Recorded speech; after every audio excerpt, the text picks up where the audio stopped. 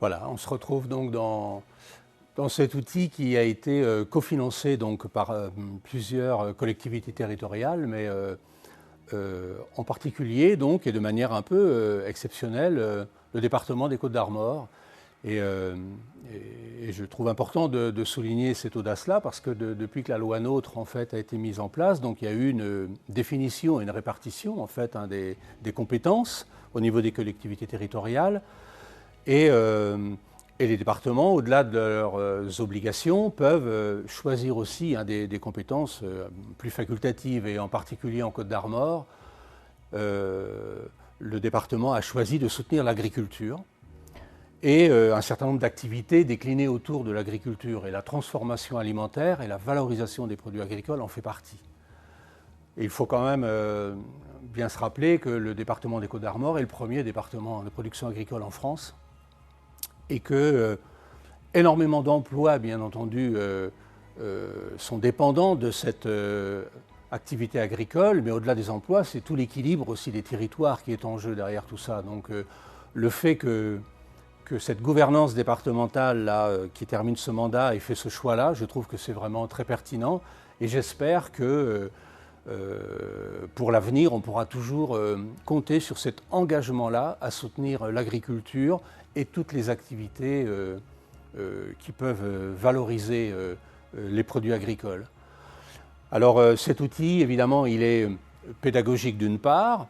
On a ici une filière de formation supérieure, un BTS, donc, qui est dédié au métier de l'alimentation. Il faut savoir que le département a aussi choisi d'ailleurs d'accompagner des projets en matière d'enseignement supérieur, d'innovation et de recherche. C'est aussi à ce titre-là qu'ils peuvent légitimer finalement à leur participation. Mais au-delà de la filière du BTS transformation alimentaire, on a ici la volonté de faire la promotion des métiers de l'alimentation auprès de tous nos jeunes. Et c'est le sens de la cuisine pédagogique dans laquelle je vous reçois là aujourd'hui.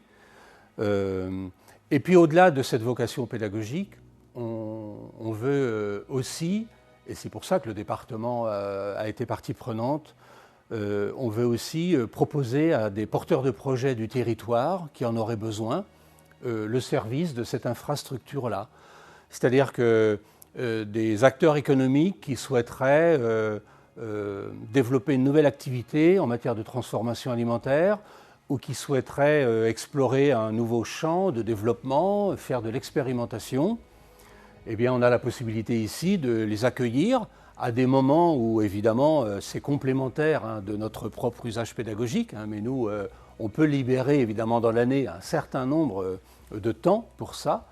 Et donc on propose de mettre à disposition cet outil-là afin aussi de constituer un outil structurant finalement pour le développement économique du territoire. C'est aussi sur cet argument-là que le département a pensé évidemment pertinent de nous accompagner à côté de la région et puis à nos côtés parce que ça reste évidemment l'établissement qui assume la plus grande part bien sûr de cet investissement. Mais pour autant, encore une fois, nous, on est vraiment très heureux que les élus du département aient fait le choix audacieux de soutenir ce projet-là.